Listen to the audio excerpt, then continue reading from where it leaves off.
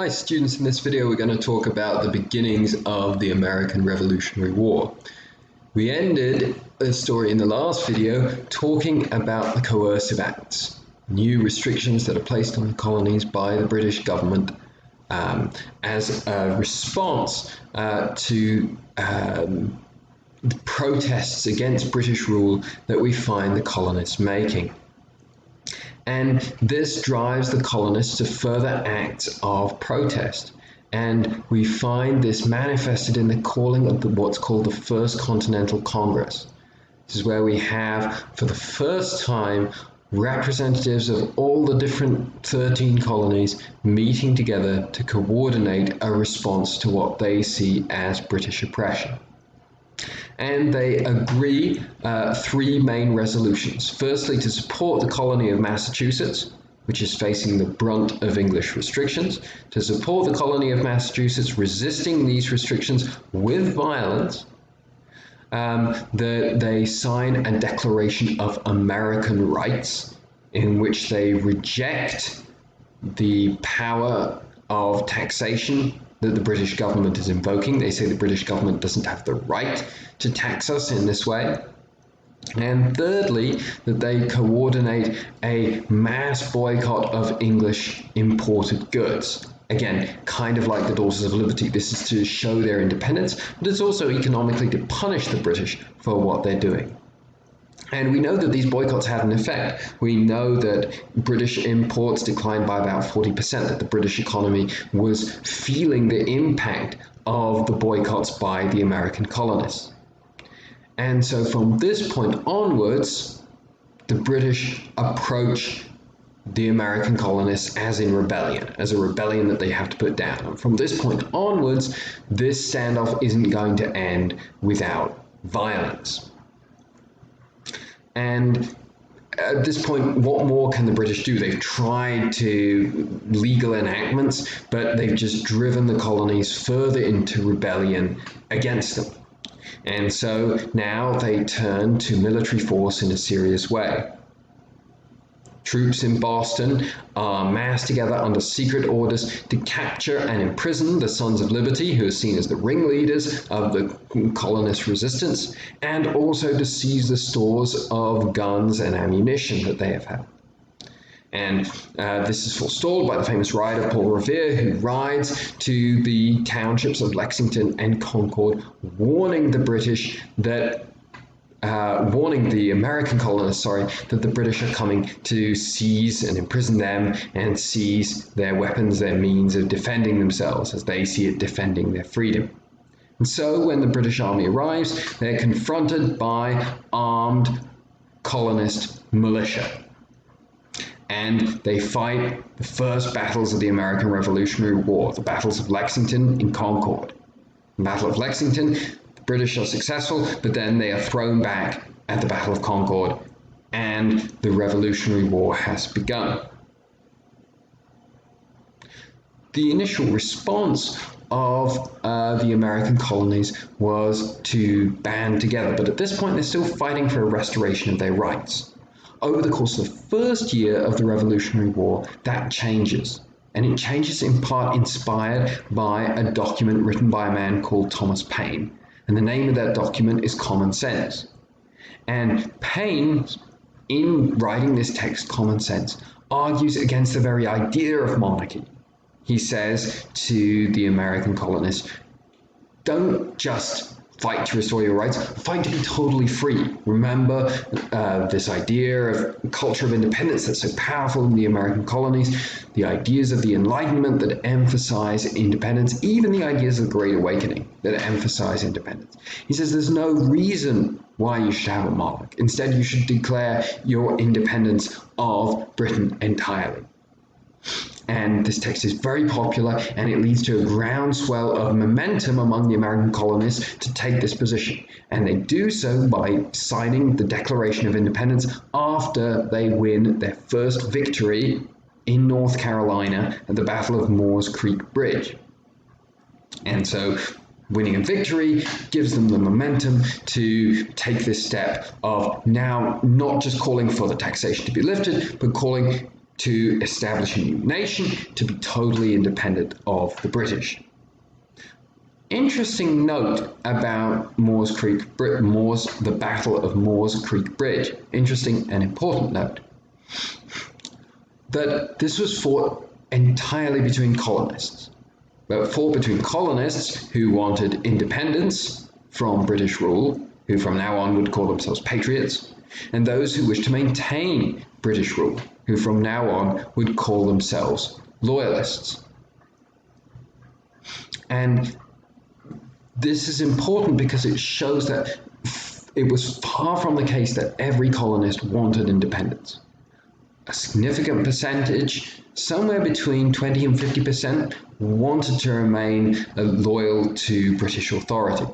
And so the American Revolution is not just a war between colonists and the British. It's also partly a civil war, and it must be recognized as a civil war among the colonists themselves for what relationship with the British government they want.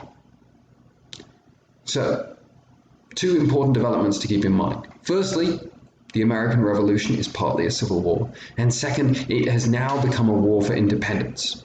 It didn't begin as a war for independence, but Thomas Paine's common sense, his victory at the Battle of Moores Creek Bridge, inspires the signing of the Declaration of Independence and the taking of this position. And in the Declaration of Independence, we see reiterated this language of the Enlightenment, focused on liberty, focused on equality, focused on a rejection of authority that has come to characterize the political culture of what we will from now on refer to as the Patriots. They're about to become Americans, but for the purposes of talking about the American Revolutionary War, we'll talk about them as patriots.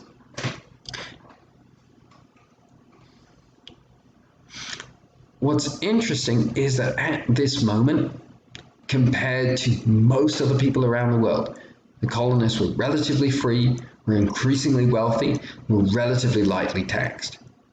And still, they wanted to reject British rule and declare their independence. And this really shows the power of this rhetoric of freedom, the importance of freedom. That these signers of the Declaration of Independence are taking a real risk because by signing it, they're publicly committing treason. They leave themselves open to imprisonment or death if they're captured. And even if they're successful, they're opening up this new country that they're forming. They have no idea really how it's going to be governed, what it's going to look like. They're opening it up to years of uncertainty and poverty. But in their eyes, the freedom to govern themselves was more important than the wealthy, relatively comfortable situation that they had enjoyed before. The other important decision that the Continental Congress takes, apart from the Declaration of Independence, is the choice of a man named George Washington as the leader of the Continental Congress's army, leader of the Army of the Patriots. And George Washington is chosen for a couple of reasons. Firstly, his vast military experience in America. He had fought in the French and Indian Wars, multiple theaters. Second reason is his own personal charisma. It's very much, the accounts that we have of Washington very much project him as a leader of men. Last reason is that he's from Virginia. He's from one of the largest and the wealthiest colonies, and also the colony that historically, if you think back over a century earlier to the English Civil War, has ties, strong ties to loyalty to Britain, loyalty to British rule and royal rule. And so having Washington on board is seen as crucial to maintaining Virginia's commitment to independence, which is seen as crucial to winning the war. Remember, it's partly a civil war, and it's partly a war of ideas. Whoever wins the war is not necessarily the one who wins the most battles. It's going to be the one who convinces a majority of the colonists to fight for them. If enough of the colonists resist the British won't be able to defeat them.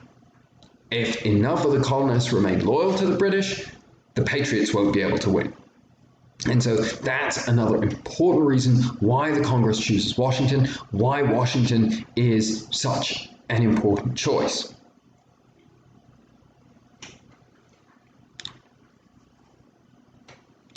Just talk a little bit about some of the early maneuvers of the war before we end this video. The Patriots, the American colonists who are fighting for independence, they actually have a bigger army, but it's a less well-organized army and it's a less well-supplied army. The British have better relationships with the Indians, who saw them as less threatening than the American settlers, who were a threat to their land. And so that's an advantage that the British have. At the same time as they're dealing with at the same time as they're dealing with the struggle of trying to wage a war, and also a war of ideas in a theater that's thousands of miles away from home. African Americans fought on both sides of this war. The British offered slaves their freedom if they would fight for them, and so many slaves fled their masters to fight with the British, and many free African Americans fought with the American Patriots against the British. And so in the early campaigns of the war, we have American defeats. First of all, the Patriots attempt to attack and seize Quebec. There's this goal of conquering Canadian colonies, incorporating Canada as the 14th colony, and this attack is beaten off. This attack is an abject failure on the part of the Patriots. And the Patriots are also humiliatingly defeated by the British outside New York. The British capture New York. Their hope is that by doing so, they'll be able to create a wedge between the colonies of New England and the South. And the American colonists at this point, the American Patriots, are on the run. Fortunately for them, the British don't pursue them into the interior. This was a strategic miscalculation that we see the British make again and again in this war.